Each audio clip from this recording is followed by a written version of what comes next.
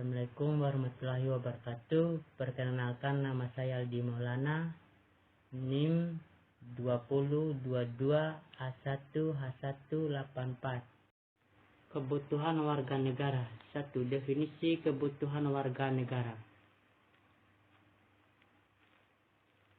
Kebutuhan adalah salah satu aspek psikologi yang menggerakkan makhluk hidup dalam aktivitas-aktivitasnya dan menjadi dasar alasan berusaha. Warga negara adalah kelompok orang yang memiliki kedudukan secara resmi menjadi anggota penuh dari suatu negara. Kebutuhan warga negara adalah sistem atau tatanan akan kebutuhan hidup atau sosial untuk memenuhi kebutuhan atau kebutuhan pada warga negara. 2. Macam-macam kebutuhan warga negara. Macam-macamnya dibagi menjadi 6, yaitu 1. Harga diri sebagai warga masyarakat. 2. Kebebasan berorganisasi. 3. Kemerdekaan mengeluarkan pendapat. 4. Prestasi diri. 5. Persamaan kedudukan warga negara. 6. Hidup aman dan damai. 3. Kebutuhan dasar. Kebutuhan dasar adalah kebutuhan pangan, sadang, perumahan, kesehatan, pendidikan, kerja, atau pelayanan sosial. 4. Kebutuhan penunjang dibagi menjadi 3, yaitu 1. Kebutuhan primer adalah kebutuhan yang berkaitan dengan mempertahankan hidup secara layak. 2. Kebutuhan sekunder adalah kebutuhan yang berkaitan dengan usaha menciptakan atau menambahkan kebahagiaan hidup.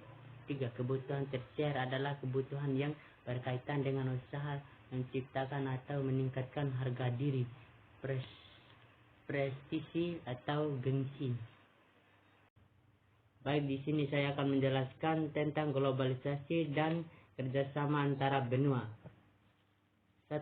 Pengertian globalisasi. Globalisasi atau integrasi nasional adalah proses integrasi dan interaksi bertahan di antara entitas individu dan negara yang berbeda di seluruh dunia. Globalisasi semakin cepat dalam 2 dekade terakhir dikarenakan kemajuan teknologi di bidang teknologi, komunikasi, dan transportasi.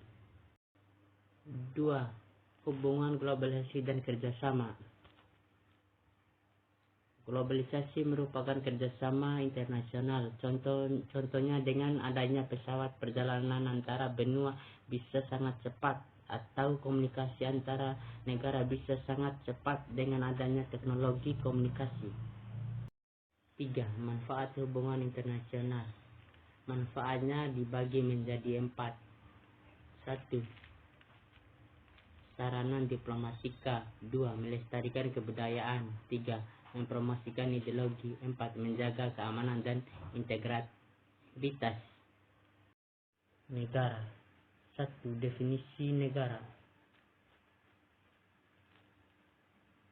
Negara adalah organisasi kekuasaan yang berdaulatan dengan tata pemerintah yang melaksanakan tata tertib atas orang-orang di daerah tertentu dan dimiliki kekuasaan tertinggi yang sah dan ditaati oleh rakyat.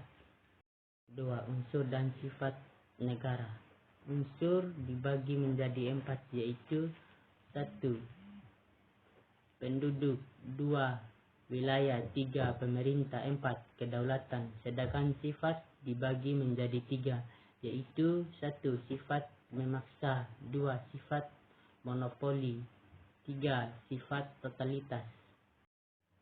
3. Bentuk-bentuk negara. Bentuk negara yang berpentingan dan banyak dianut berbagai negara di dunia ialah negara kesatuan dan negara serikat. Di samping itu, bentuk itu dari sisi pelaksanaan dan mekanisme pemilihannya, bentuk negara dapat digolongkan ketiga kelompok, yaitu monarkis, oligarki, dan demokrasi. Fungsi dan tujuan negara. Fungsi negara tersebut ialah pelaksanaan tertiban, kemakmuran, dan kesejahteraan pertahanan dan keamanan, serta fungsi keadilan. Setiap fungsi negara tersebut mempunyai peran masing-masing, namun hal tersebut tetap mengacu pada tujuan yang sama, yaitu mencapai kehidupan negara yang layak bagi setiap rakyat. Sekian dari saya, terima kasih. Assalamualaikum warahmatullahi wabarakatuh.